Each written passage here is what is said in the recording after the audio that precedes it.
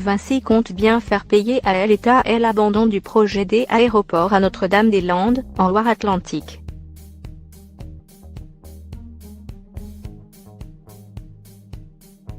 Le groupe de BTP, qui devait être le concessionnaire du projet, réclame plusieurs centaines de millions d'euros à l'État en guise de compensation, a déclaré ce dimanche la ministre des Transports Elisabeth Borne.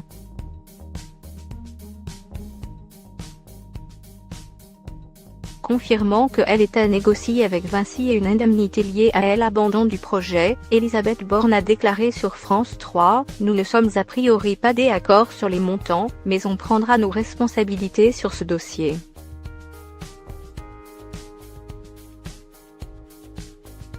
Vinci ont parlé de quelques centaines de millions d'euros, tandis que nous parlons de quelques dizaines de millions, a-t-elle précisé.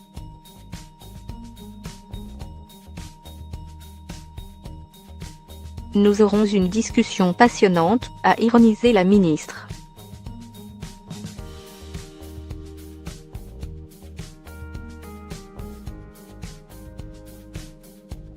Vinci candidat à la reprise des ADP.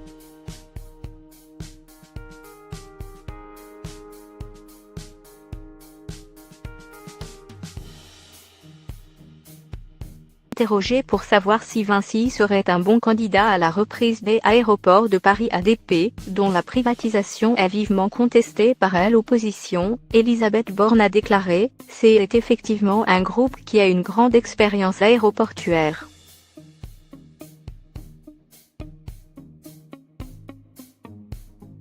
Mais il y en a d'autres, et évidemment cela ne va pas se faire comme ça de gré à gré, il y aura une consultation pour choisir le meilleur candidat », a-t-elle immédiatement ajouté.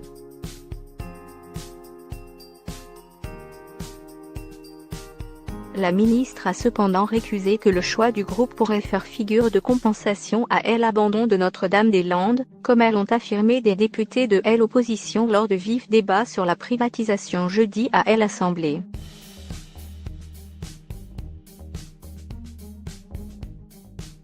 Cela ne marche pas comme ça, a-t-elle affirmé.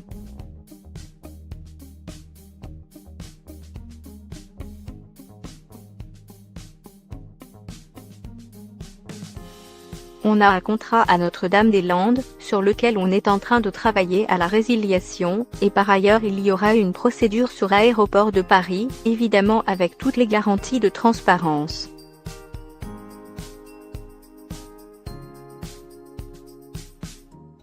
Définitivement adopté par le Parlement dans une ambiance tendue, le projet de loi Pacte prévoit de supprimer l'obligation pour l'État de détenir la majorité du capital des ADP, qui est actuellement de 50,63%.